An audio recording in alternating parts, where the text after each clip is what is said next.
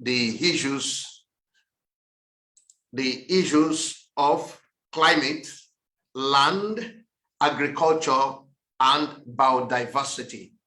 And this webinar is organized at the auspices of the club initiative, a program that is implemented by the UNEP and FANAPAN. You will agree with me that the subject of climate change is hitting us at the face in Africa. Same way, the issue of land, associated soil degradation, and related issues. They are having very huge effects on agriculture, food, and nutritional security at the continental level. And this also is interacting strongly with the issue of biodiversity conservation. And when you interrogate this further, it begins to relate with the popular issue of agroecology and natural resource management on the continent. Partners and colleagues, these are the subjects that we are going to be weaving together in our 90-minute discussion this morning. And the essence of our interaction is actually to come up with the state of knowledge, technical knowledge as it were, and policy actions. We want to wrap knowledge together with current happenings on the continent so that we also can have accurate information that can influence policy making on the continent. So on that note, I want to welcome you, and I want to ask you to please feel very free within this 90 minutes to bring your knowledge to bear as we provide information that will be relevant for Africa as a continent. As a way of opening, we'll be getting a few opening remarks from University of Pretoria, and after that from FANAPAN, the two organizations that are implementing the club program. Permit me to introduce to you Ms. Shelia Chikulo. I mean, she works with the Future African Institute of the University of Pretoria. Ms. Shelia, can you please come up now and give us your good opening remarks? Thank you.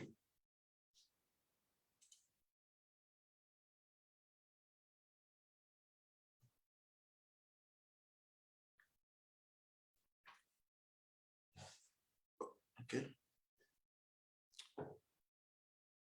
Yeah. Shelia, is she there? Okay. Yes, I am. Okay, thank you. Thank you, Dr. Wale. My apologies, I'd just been disconnected. Good morning, everyone joining us for the West Africa Regional Webinar. I am speaking on behalf of the Future Africa Institute at the University of Pretoria. The Future Africa Institute is a transdisciplinary and pan-African platform that is conducting cutting-edge research along some of the key topical areas that have been highlighted. That is climate change, changes in the biodiversity, land restoration, and all the impacts on societies, on livelihoods, and seeking ways of adding the African voice to the policy discourse and narratives for the betterment and improvement of like the challenges that the African continent is facing.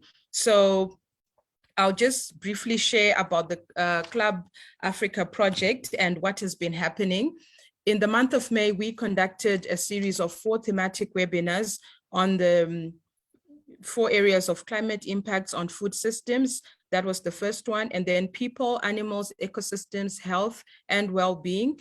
And we also had a thematic webinar on land restoration and biodiversity. And the 4th one was on land, water, energy, resources use.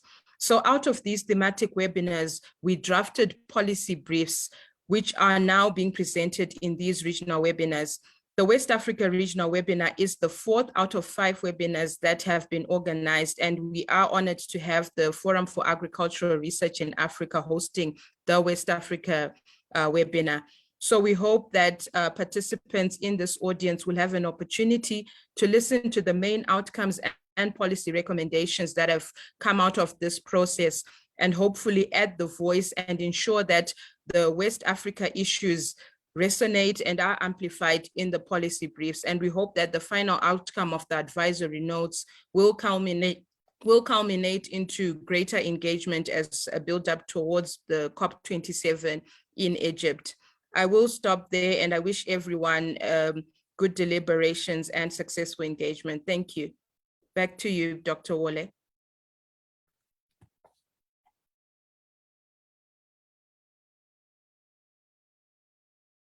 You are muted, Dr. Wole. Oh, well, yeah, thank you very much, Shayla, for that opening remark, which is straight to the point.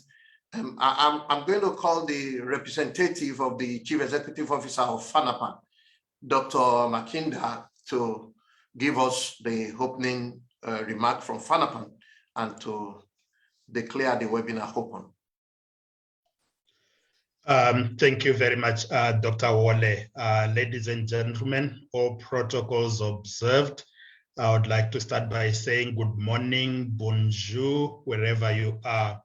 I'm standing in the big shoes of the Chief Executive Officer of FANPAN. Allow me to start by acknowledging the University of Pretoria through their Future Africa Institute. I'm also acknowledging the United Nations Environmental Program, UNEP, as we popularly call them, as well as FANAPAN, the organization that I am representing. These three organizations in this strategic partnership and also in collaboration with other like-minded organizations are leading the Climate, Land, Agriculture and Biodiversity Project, which we call in short, the CLEB Africa Project. We acknowledge, that there's a major disconnect between research and science-based evidence as well as practice and policy making. It is in view of this that the CLEB Africa project has 3 outstanding attributes, among several others, that are worth highlighting. These are as follows. Number 1, through research-based evidence, the project supports the arguments of African states and development institutions in their various negotiations and policy framework discussions. Secondly, it provides a platform for Africa's leading scientists to engage Africa's political leadership on the varying approaches to addressing the continent's wicked challenges. And we know that CLEB Nexus wicked challenges are very interconnected. And thirdly, through the thematic and regional statements on climate, land, agriculture, and biodiversity, which is essentially the CLEB project, we hope to foster greater policy cohesion at different scales, starting from national to regional, continental, as well as global levels. Ladies and gentlemen, these are ambitious aims which are intentional and catalytic in nature.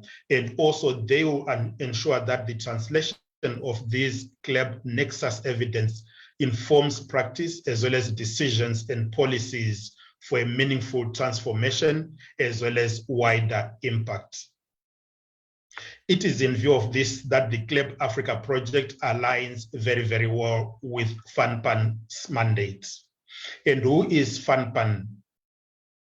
The Food, Agriculture and Natural Resources Policy Analysis Network, we call ourselves FANPAN for short, is an autonomous multi-stakeholder policy network with a mandate to coordinate agriculture, food and natural resources policy research, analysis and dialogue, and to promote the dissemination of policy relevant research results across the African continent.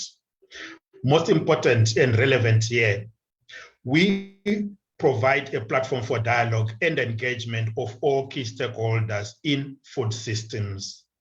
And to underscore this point, we are essentially an all-inclusive Pan-African network of networks. We currently have a footprint in 17 African countries, and most of these are in Eastern and Southern Africa. However, we are currently working on extending in West Africa, including through deep engagements that are currently ongoing between ourselves and the economic community of West African states, ECOWAS. We seek to build as an organization resilient food systems across Africa through the co-creation, co-implementation, as well as co-assessment of policies for food, agriculture, and natural resources that are evidence-based and are developed in partnership with both state and non-state actors. Distinguished delegates, to identify solutions that can bring about sustainable change in African food systems, we greatly value partnership with stakeholders like yourselves. Your contributions today during this workshop are of great value to us. Without any further ado, ladies and gentlemen, you are welcome to the West Africa leg of our series of club regional webinars, which I now declare open. Thank you very much. Back to you, Dr. Fantubi. Thank you. Yeah, thank you very much, Dr. Makinda, for that very good opening remark. Now we're going to get into the webinar itself, and then we'll be getting a presentation now for about 15 minutes on club research outcomes. I want to request Mr. Srilanji Siyange, the Climate Change Program Officer at FANAPAN, to please come up now and make his presentation. Mr. Srilanji, are you there? Yes, I'm here, Doc. Thank you very much. Yeah. So making the presentation on climate, land, agriculture, and biodiversity, my name is Srilanji Sinyangwe, and I'm with FANAPAN. So to start the presentation, it will highlight the key outcomes of climate, land, agriculture, and biodiversity. In short, Club Africa project. I'll first give an overview of the nature of Africa's environment challenges before unpacking the Club Africa project, what the Club Africa project is all about. After which I'll present the key outcomes according to the 4 clusters, and thereafter give a conclusion. The cluster outcomes have been packaged in short policy briefs designed to elevate Africa's specific knowledge as it is specifically related to climate change, land, agriculture, and biodiversity.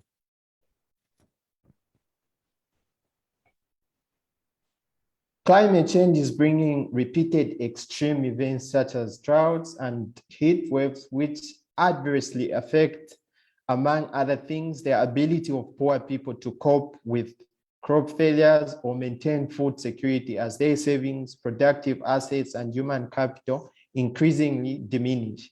Africa has the most severe vulnerable hotspots to climate change, hence increasing the food and water deficit. Indeed, the interactions among the climate change drivers are complex. Owing to this complexity, a holistic framework assessing the various environmental risks is required.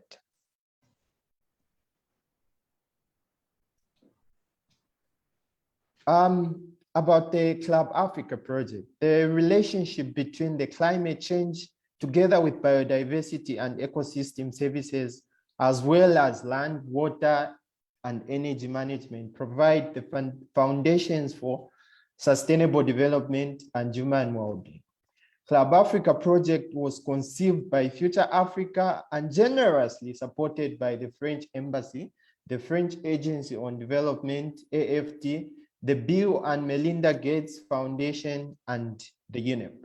FANAPAN being a unique or inclusive convening platform for policy dialogues, bringing different stakeholders has come in support to the policy engagement and dialogue, and for convening these components of the project. The Club Africa project was envisaged to provide a platform for Africa's scientific community to contribute to the development works of African government and development institutions. The project specifically desires to aid the African government works and institutions by providing science-based actionable policy recommendations drawn from innovations and solutions on the African continent within the 4 identified project clusters.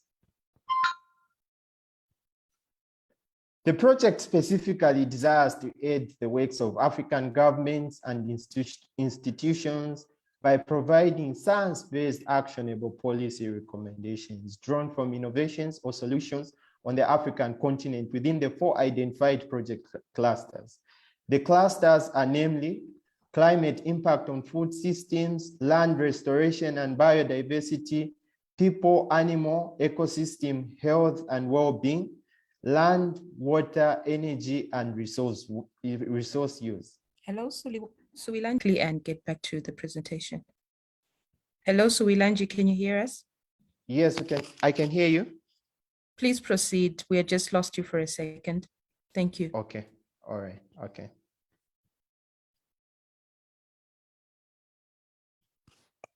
So the impacts of climate change on food system pose a substantial threat to the efforts made to reduce poverty.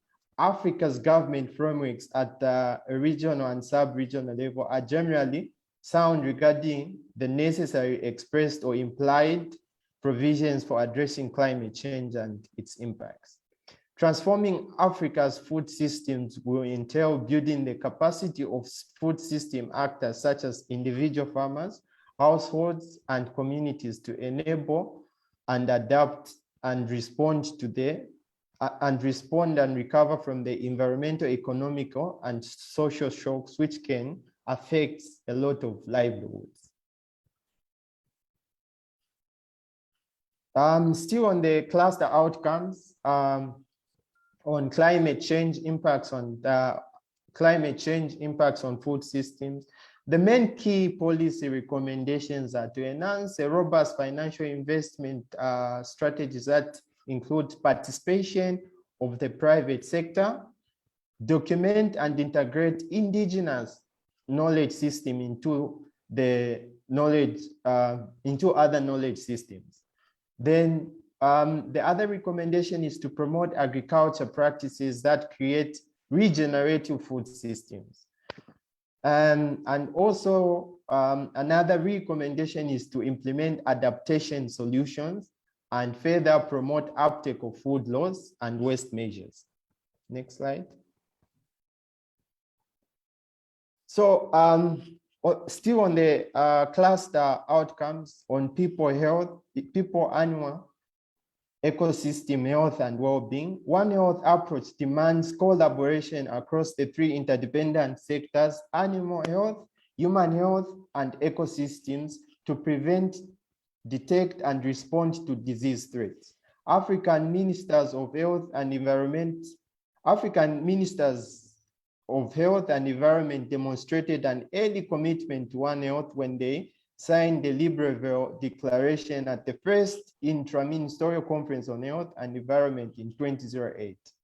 Subsequently, they endorsed the 10-year strategic action plan to scale up health and environment interventions in Africa from 2019 to 2029 at the third interministerial conference on health and environment in Gabon in 2018. Next slide, please. Still on the cluster outcomes: people, animal, ecosystems, health, and well-being.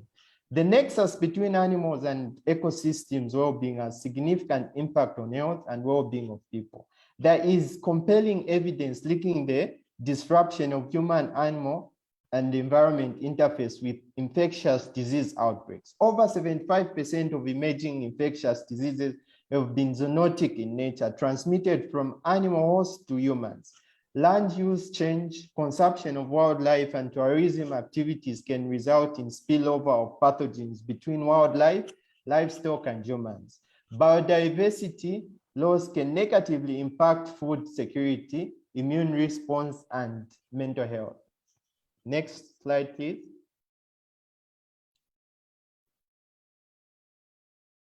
Still on the cluster outcomes, land restoration and biodiversity.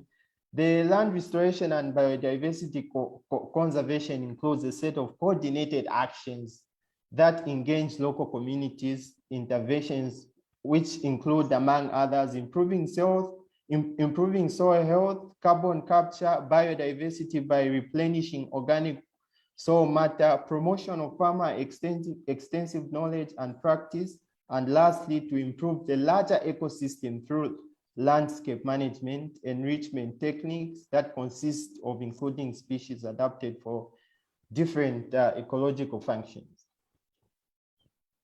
Next slide. So still on the cluster outcomes, land restoration and biodiversity, the key policy recommendations are to promote micro gardening, 1, 2, to scale up fallow management, 3, to integrate indigenous knowledge systems with other knowledge systems, 4, to diagnose tenure agreements with reference to land degradation and restoration, 5, to build a strong evidence base, and lastly, to engage the key stakeholders in designing effective agroforestry systems. Still on the cluster outcomes, land, water, energy, resources use, Africa's land, water, and energy resources are facing increasing pressure due to population growth, economic development, and urbanization. Climate change has aggravated the pressure on these resources. With the marginalization of many African communities, this makes the continent the most vulnerable to climate change impacts. These challenges, coupled with misguided government policies, together with the chronic gender disparity rooted in African culture, calls for an urgent mitigation response. Next slide. Still on the cluster outcomes, land, water, energy, resources use, the key policy recommendations are to unlock partnerships and resources to sustainably manage and reduce human-wildlife conflict, to improve land tenure security, to invest in rainwater harvesting and water storage options, to strengthen capacities, and lastly, to empower women to be eco-stakeholders in renewable energy to bring systematic change and significantly improve quality of life. The general recommendations are that based on the research conducted, the following recommendations were made for considerations. Policy design should be based on social systems, early information for early actions, empower local communities, and trigger agency in leveraging adaptation finance. In triggering, for example, in triggering agency in leveraging adaptation finance, because of mitigation programs barely address community vulnerabilities, new finance models will support the development of local green jobs, leveraging from many opportunities in Africa as they focus on community aspirations and priorities for investments on winning practices. And in conclusion, the impacts of climate change on food systems pose a substantial threat to efforts made to reduce poverty. Africa's government frameworks are at regional and sub-regional level are generally sound regarding the necessary expressed or implied provisions for addressing climate change and its impacts. Understanding complex connection between the environment, human, animal health is critical for safeguarding nature and protecting human and animal health in Africa.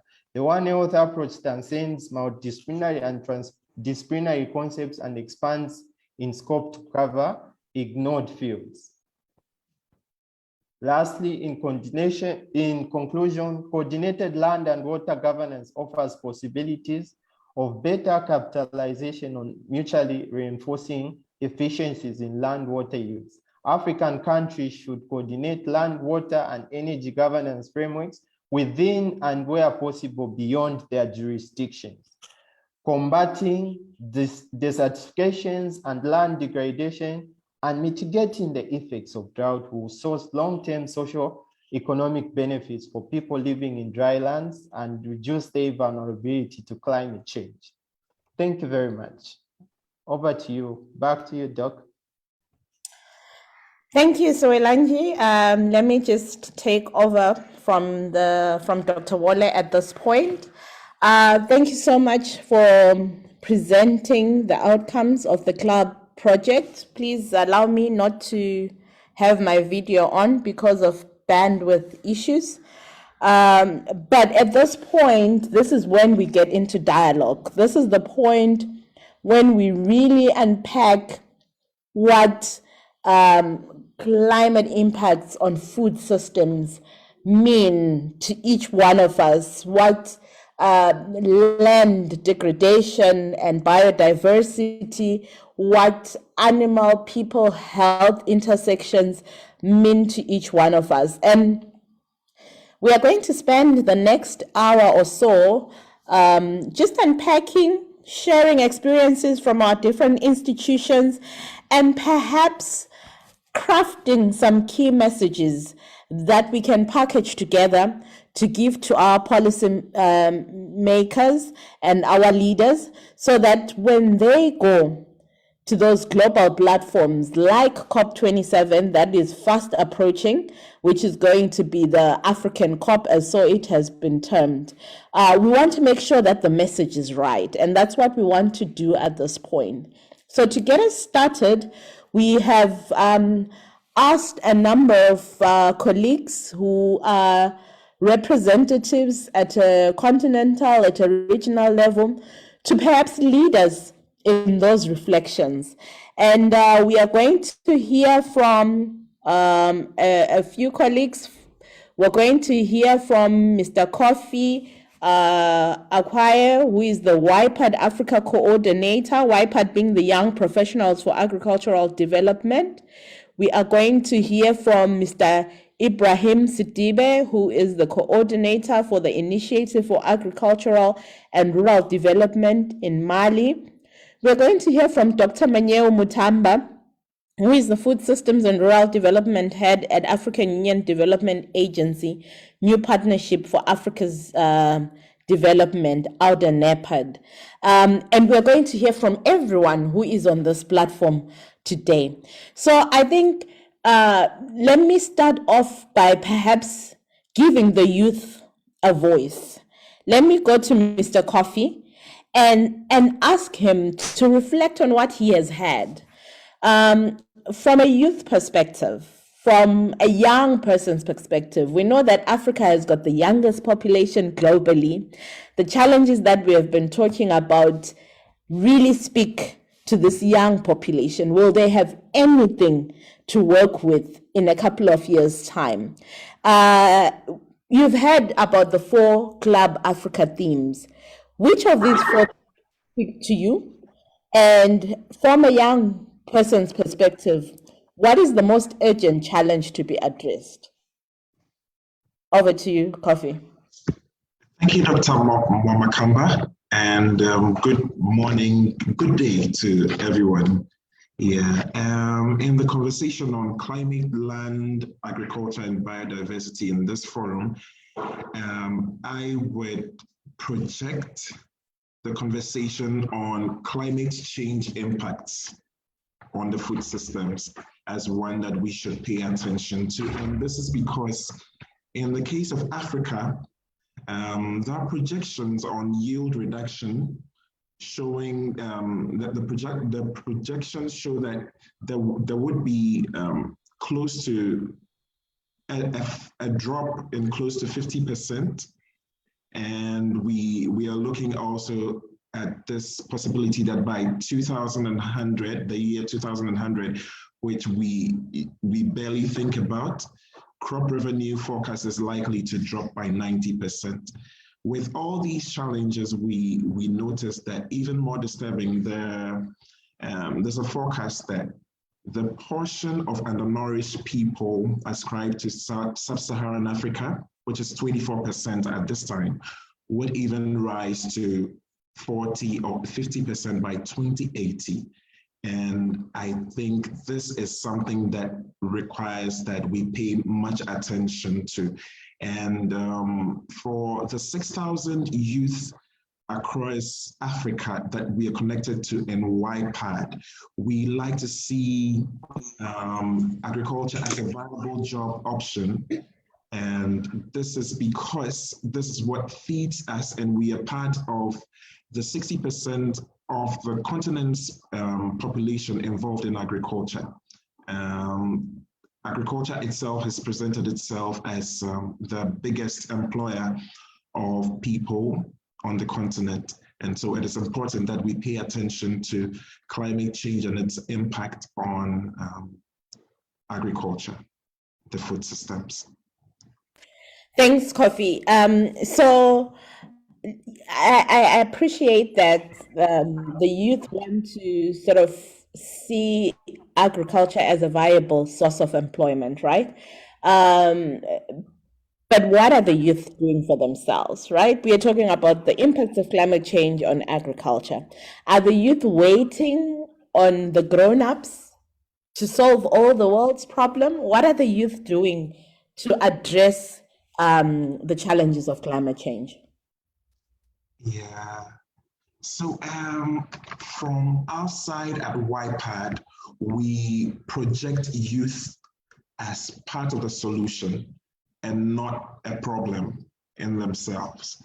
And in our bid to contribute to achieving an ideal food system, we run a number of projects, a number of initiatives that position youth, strengthen youth to contribute to climate change resilience and also its impact on the food systems. So through this, we have our youth mentorship programs, which are actually run by youth. We have our YPAD Cafe initiative also, where we facilitate peer-to-peer education on various topics, including climate change and its implications on the society. I would like to also highlight a recent project that we are carrying out, which is the Agri-Youth Africa Empowerment Project. And with this, we try to address the declining number of youth participating in agriculture and seeing agriculture as a challenge. And we try to position them as inspiring visionaries and transformational leadership by building their capacity and equipping them with tools, knowledge, skills, and attitudes that are needed to effectively contribute to sustainable food systems. We also, through our online platform, document the good practices of that youth are involved in, these practices that are worth adopting. So with this, we detail learnings and experiences within the food systems. And this is also done through the production of various knowledge products through diverse processes, including experience capitalization. And we have also a junior researchers program in which we try to increase youth's participation in agricultural research for development activities within the continent, as well as identify major axes for economic opportunities in the commercialization of research products. Yes.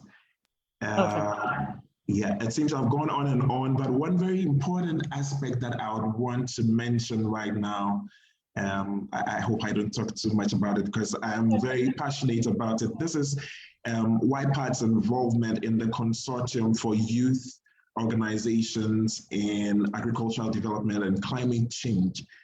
Through our connection with this, we are able to foster networking and sustainable partnerships between different youth networks and organizations, and we stand together on a united front with to achieve climate justice across Africa.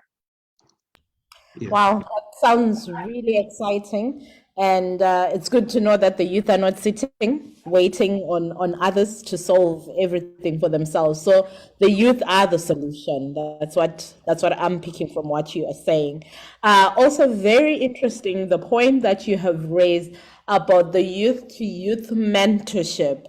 I want to leave you with a question that you can sort of digest for a little bit whilst I move on to the next speaker. So one of the recommendations that Suwilanji presented in his as he was sharing the club sort of outcomes and recommendations was the need to use indigenous knowledge and include it to other knowledge systems.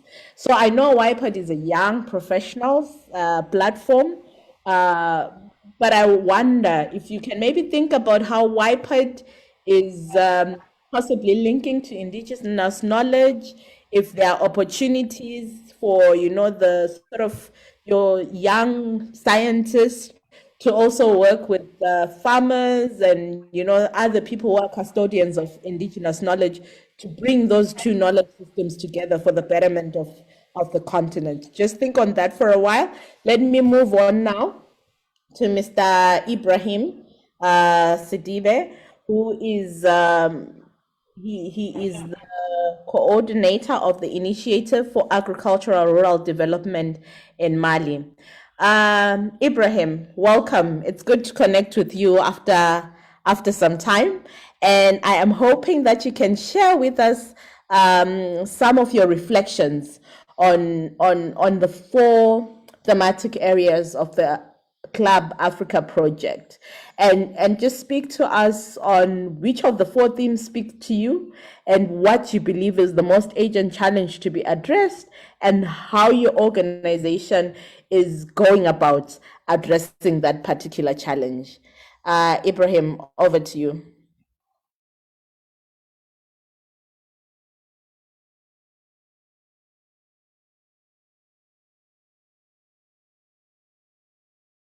Okay, please go ahead, speak in French. Please be free to speak in French.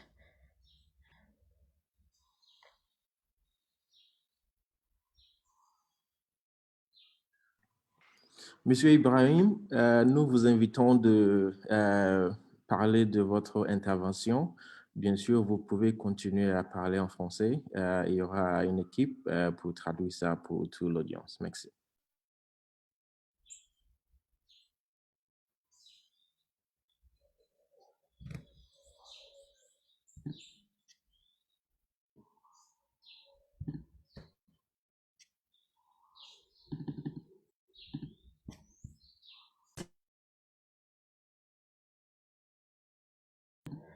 You can unmute. Okay, perhaps he's having some challenges with his Zoom settings. We'll come back to him. Let me move then to the sort of continental level and turn to Dr. Manyeo Mutamba and ask him, you sit with the bird's eye view of what's going on in the continent, but at the same time as Outer NEPAD, you are also driving some really important initiatives that are designed to cross borders and make sure that from the north to the west, from the east to the south, the continent is pulling in one direction in addressing food systems challenging, in addressing biodiversity challenges, in addressing health challenges. I want to invite you now, Dr. Manyeo, to just share with us what speaks to you from the 4 themes, and what is the most urgent challenge, and what is Outer NEPAD doing in the space. Over to you, Dr. Manyeo. Thank you, Tembi, and good morning to you all. Allow me to stand on existing protocol. I will use this opportunity to share what we've been doing, and just to maybe start with answering your question regarding the themes that speak to me, obviously, are, we are working across almost all of these themes, and, we recognize the way, all these themes are connected. We're speaking of the land, we're speaking of food, we're speaking about people, we're speaking about energy. So for us, I know that one of the themes also speaks about the integration across, these thematic areas. And I think with something that we also, agree with, that, there are, connections that if harnessed effectively, they enhance, the delivery of, of the positive outcomes that we're looking for. So an integrated approach is very much something that we work with, and something that we harness in many of the interventions that we work with. But this morning I will maybe focus on the work that we're doing continentally, particularly on the issue of landscape restoration.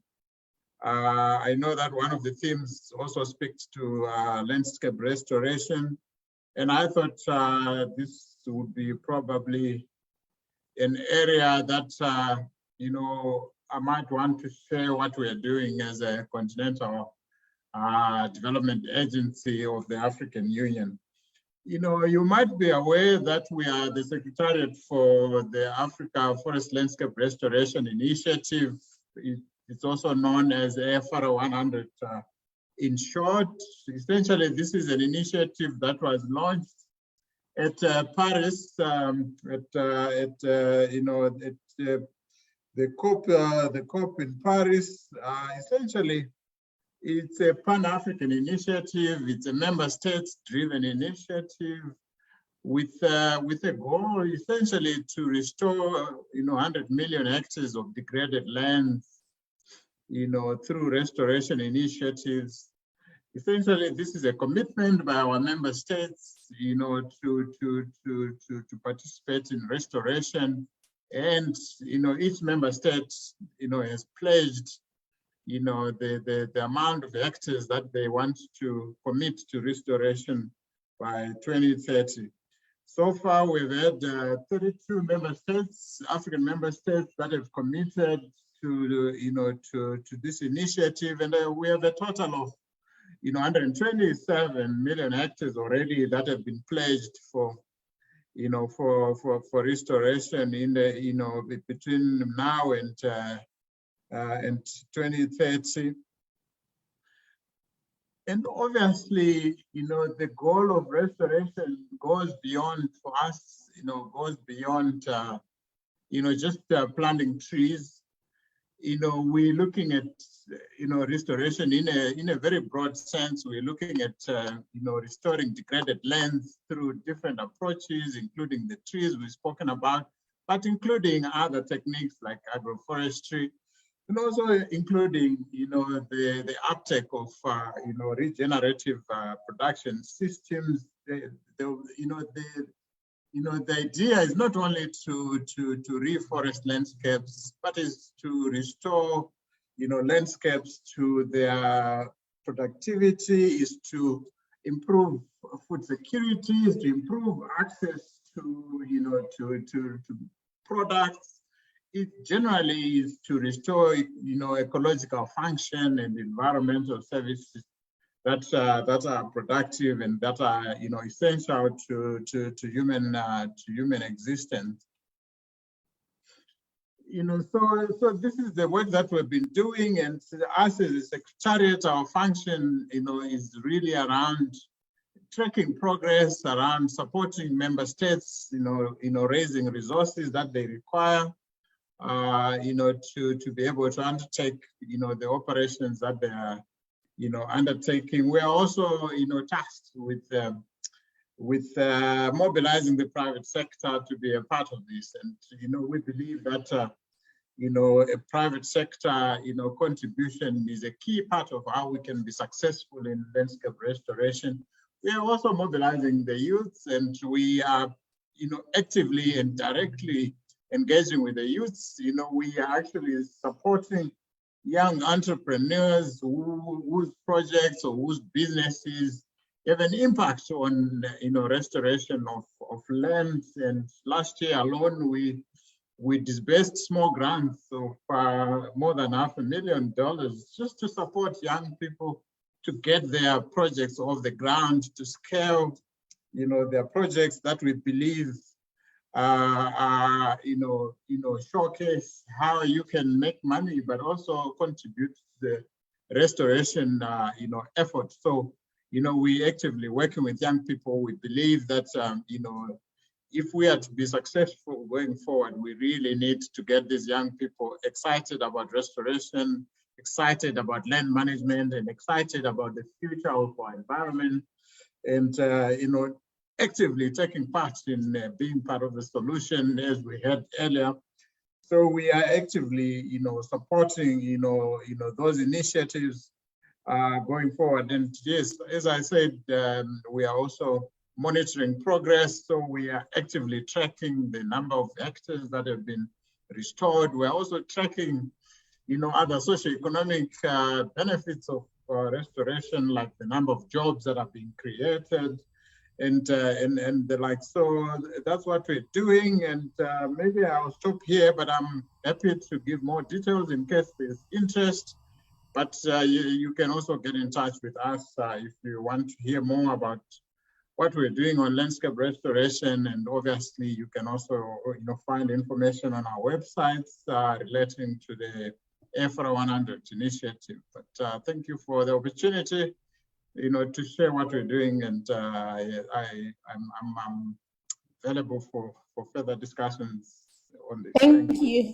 Thank you, Dr. Manyewu. I think I have an interest, so I will have two follow-on questions whilst I have the floor as the moderator, before I open to other participants here, who, by the way, I invite to drop their questions in the chat and get a discussion going. So it's been 7 years since the signing of AFR 100, since Paris in 2015. We're almost at the 10-year mark, right? And in your tracking, I wonder if you can give us an indication on how far off or how close we are to the targets that were set in Paris. That's the first question. Then the second question is, where do you find this youth? Is there sort of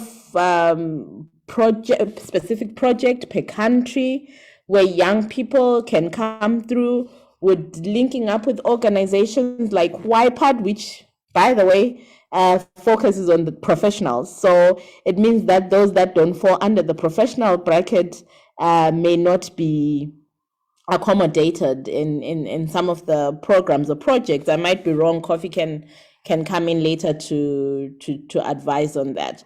So that's the first one. Then I also want, maybe if you could speak as well to the linkages and connections of, you've spoken about the sort of regenerative work that you're doing under AFR 100, but I also know that on a continental level, we have other initiatives like, the Africa Climate Smart Agriculture, for instance. We also have the Malabo Declaration and CADEP processes and all those.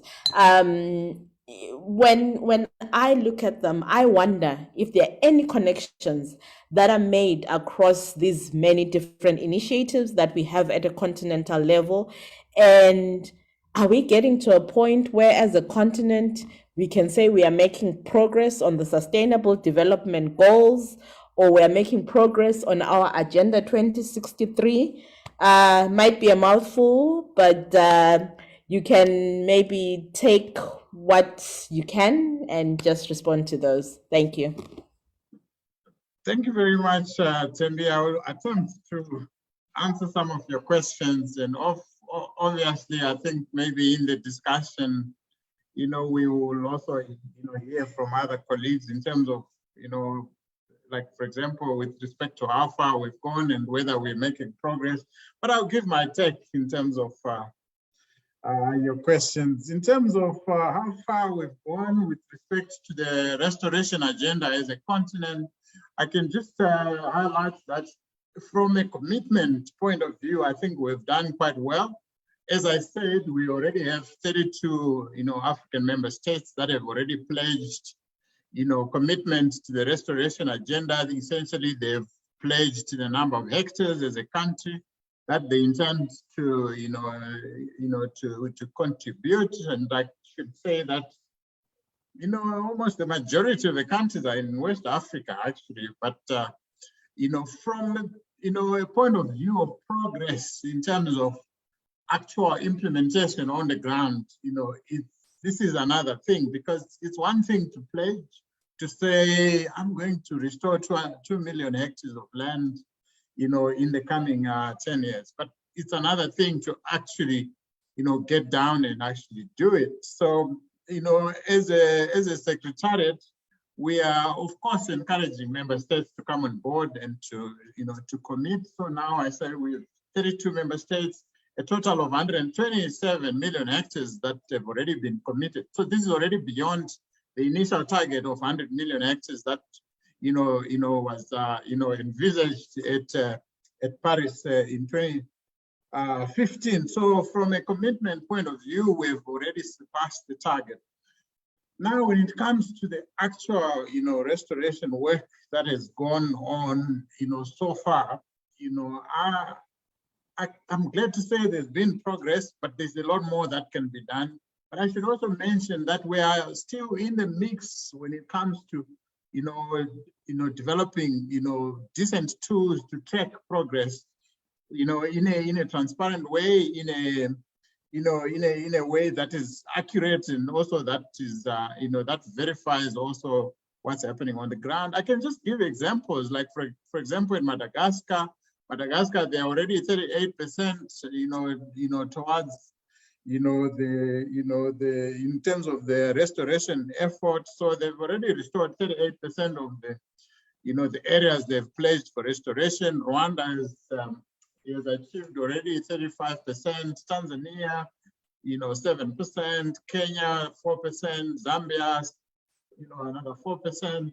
DRC, 2%. So these are preliminary figures. Ethiopia, we have 150 hectares, 150,000 hectares, sorry, already, that have been sought. So these are very preliminary, figures, but I should, actually mention that now we've developed a more sophisticated monitoring tool that is web-based, that is, geospatially driven. It's driven by ArcGIS, and we've developed what we call a minimum viable product, that should help us to track, progress with respect to, to the restoration effort in all countries, in a very transparent way, and also with the contribution of, member states on the ground, inputting data. And this is data that can be, that is geo-referenced, that can be, analyzed, that can be processed using, the different tools that we have at hand. We're also using other databases to verify whether it's vegetation cover, or, all those other things. So we have, we have tools now that we hope are going to strengthen our tracking of progress going forward. So we will have the 2-year, reports that actually, say how far we're going with respect to, to this effort. When, your second question about connecting with the youth, I should mention that, all the work that we're doing on AFR 100, particularly the Land Accelerator program that targets women and youth, particularly the entrepreneurs, what we're doing is most of these are being, the information is available on our websites. And each time there's a call for, if we have resources, for example, to support small grants, we send out calls, for expression of interest, for young people to present their projects. And this is something that's done online. And so I encourage young people to look out for such opportunities. We're also working with our partners, like we have been working with WRI, the World Resource Institute. They also have, programs that are connected to our program, on landscape restoration. That's also offer opportunity for young people to gain opportunities and resources to invest and to grow their businesses that are linked to restoration. So these are, resources that are available online, and we make a big effort to try and link with youths on the continent, mostly through online, resources, but also through networks of, young people groups and other, forums that we have access to. So if, the opportunities, obviously they will show up on our website. And that's how we interact with the young people on the continent. And going forward, I think we'll have a growing database of these enterprises and young people involved in these activities. With respect to connection with the CADA, connection with our work on CSA, naturally you would see that, like one of the biggest, one of the pillars of CADA essentially focused on, improving the land under, improved soil and water management. And this, this already is a natural, fit, because that's one of the objectives of the landscape, restoration work that we're doing. So essentially, the kind of framework, you would see that it talks about agriculture in a very holistic sense, and the land, the landscape, and the ecosystem health is a key part of how you can drive improvements in productivity in a sustainable way. I saw earlier we were talking about sustainable intensification as one of the approaches to climate smart agriculture, the regenerative approaches as well. These are all rooted in, landscape restoration, ecosystem, health and all these things. So, we see, those connections, and we don't think you can have, a transformed agriculture or food systems on the continent without addressing the challenges that we see, with respect to degradation of the landscape. So, the landscape is almost the backbone of, what if you get it right there, then you can build a sustainable agriculture going forward. So that's how we see these connections, and that's how we feel, whether you're talking about climate smart agriculture, whether you're talking about the CADA program, essentially these things need to be looked at in that sort of total picture if we are to build or transform agriculture on the continent in a sustainable way and at the kind of speed and scale that we require. Whether we're making progress, I think that was your last question, and how far we've gone when it comes to this agenda, this dream of transforming, agriculture and using agriculture as a vehicle for, for economic development, for poverty reduction on the continent. Essentially, those are the, those are the goals of the CADA program, and those are some of even the commitments that were made by our head of sales at Malabo in 2014. So I'm sure you are aware that we have what we call the biannual review process, where essentially we work with all member states to track progress with respect to the 7 commitments, that were made, that we agreed at Malabo. So we track, progress, across all the 7 commitments. And I must say that the reality or the truth is we're not making as much progress as we would have wanted. And looking at the objective was to have made significant progress by 2025. Most of the goals are actually referring to 2025. Unfortunately, many of the countries are not on track to meeting the commitments that relates to increasing agriculture growth and productivity, to reducing poverty through agriculture-led growth, to boosting intra-agriculture, continental sort of trade. We're still lagging behind in building resilience of production systems. So these are some of the fundamental, commitments that were made at Malabo, but unfortunately we're lagging behind. In the last BR report that was, accepted and adopted by member states in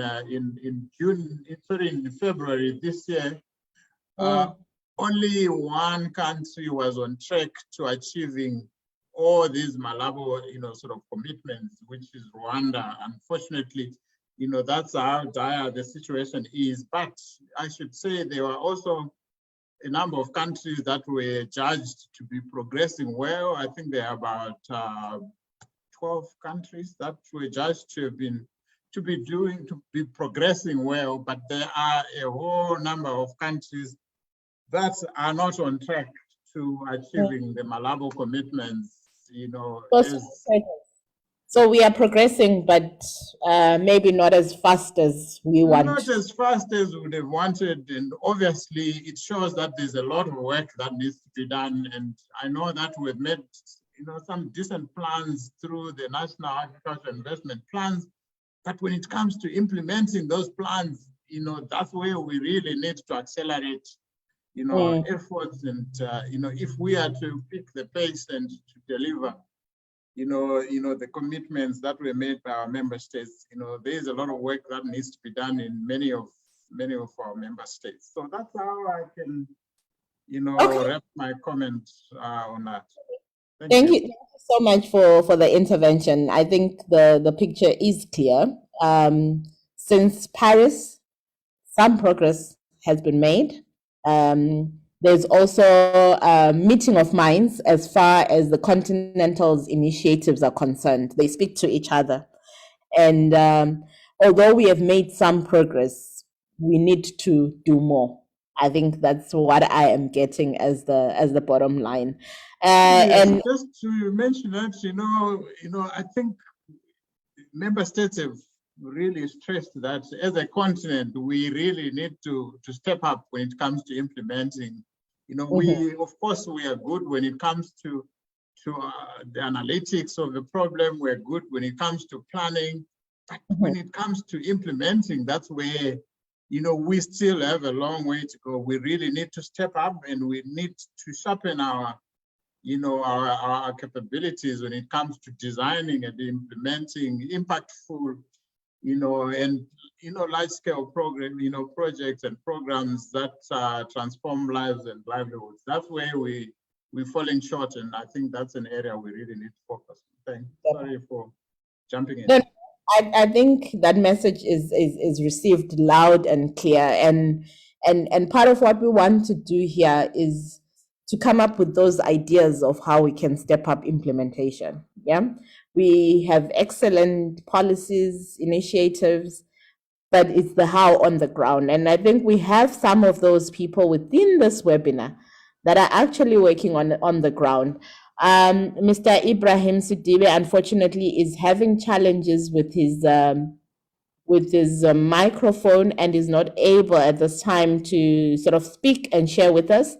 But he did share a fact sheet on the chat about the ASAP project that has been implemented. So it's the Adaptation for Smallholder Agriculture project program, which was launched in 2012, and it channels climate and environmental finance to enable smallholder farmers who participate in some of IFAD's project to increase their resilience, and they are therefore hoping to systematically integrate climate resilience into some of the initiatives on the ground. So I think project like the ASAP in Mali is really one example of how the implementation is happening, because it's really designed to increase the availability of adaptation assets and knowledge, which will enable households to cope with the changing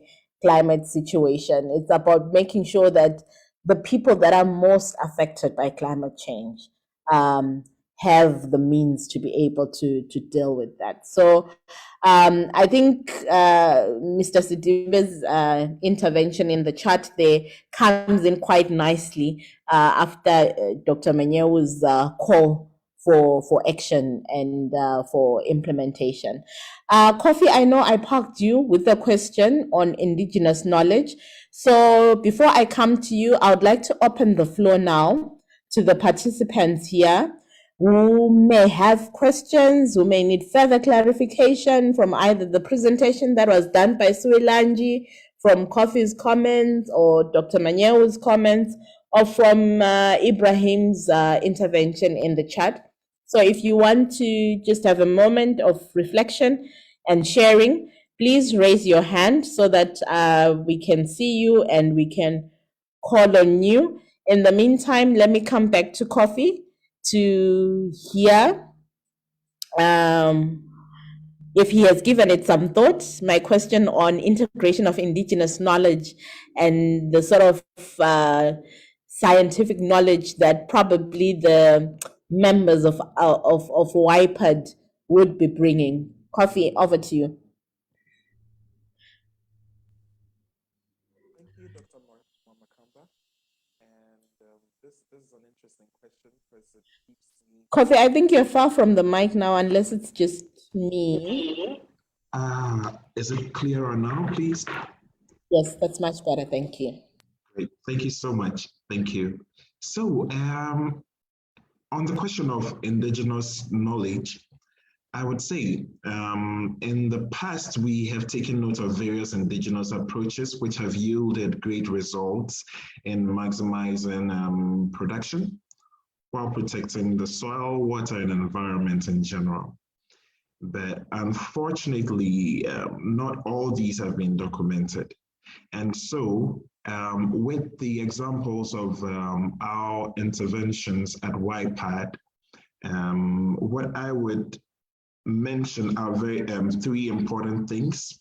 The first would be experience capitalization and a build up on knowledge cycle, on the knowledge cycle, where we'd be able to document the experiences of farmers along the discussions of practices that have worked, the indigenous knowledge that has worked for them. And we would also need research to produce evidence-based information so we can scale this appropriately. And talking about the youth carrying this on, I would mention again our example of mentorship, so that we would have youth linked up with farmers and the research organizations to carry out these practices, to actually adopt these practices that are helping us protect the soil, water, and environment, and to help us thrive in agriculture and agribusiness and the food systems at large. Thank you. Thank you, Kofi, for that intervention. And I think it's really good to see that young people also appreciating indigenous knowledge and possibly old knowledge systems that may not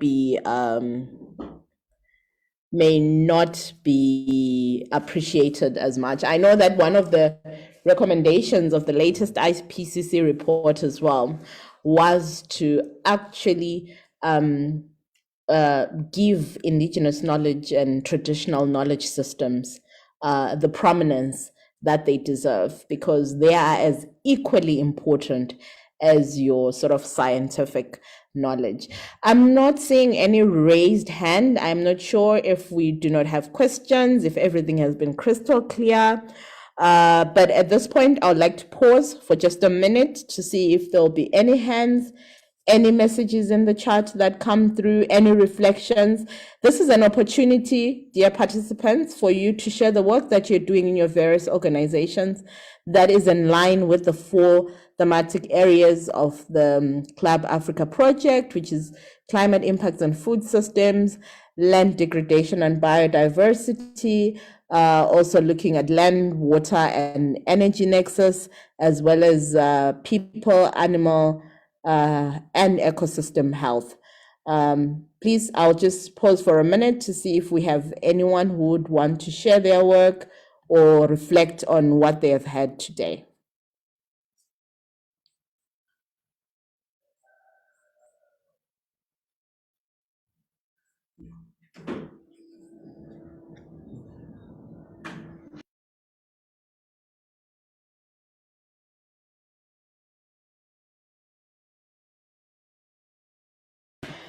Okay, so I am not seeing any hands, which means everything has been crystal clear. And we have all sort of internalized the recommendations that Suilanji presented and some of the interventions that we have had from Dr. Manyeo and from Kofi this morning or this afternoon. So I think this actually brings us to a close of the discussions that have been planned for the day. And I would want to just thank everybody and let everybody know that this is not the end of the discussion. This is just the beginning. And before everybody disappears, I would like us to just turn our cameras on for a quick group photo for memory's sake to see who was part of this dialogue. And then I will then give directions on what the plans are for Club Africa after this. Thank you. Thank you, Tembi. So may I invite all of us to have our videos on so that we can have a group photograph.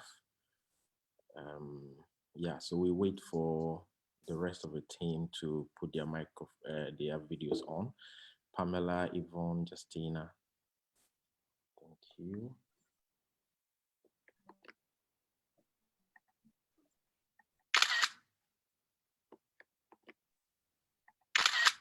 Thank you, Tembi. Thank you. And thank you once again to everybody that has joined us today, to our speakers. Thank you, Suilanji, for the presentation. Thank you, Kofi, for the intervention from a youth perspective. And thank you, Dr. Manyeo, the intervention, giving us a perspective of what, as a continent, we are doing and what we have agreed to. As Sheila mentioned in her intervention, this is webinar 4 of 5 regional webinars that we have been conducting for Club Africa. We have already conducted 4 thematic webinars, and we will be bringing the webinar series to a close soon. And we just want to thank everybody. Please be on the lookout for the outcome statement from this webinar and other similar webinars, because we'll be packaging messages that our leaders will be taking to COP27. Thank you for your time, and please feel free to engage with the co-conveners of the Club Africa project. If you have some reflections after the meeting, we would welcome those as well. Thank you and goodbye.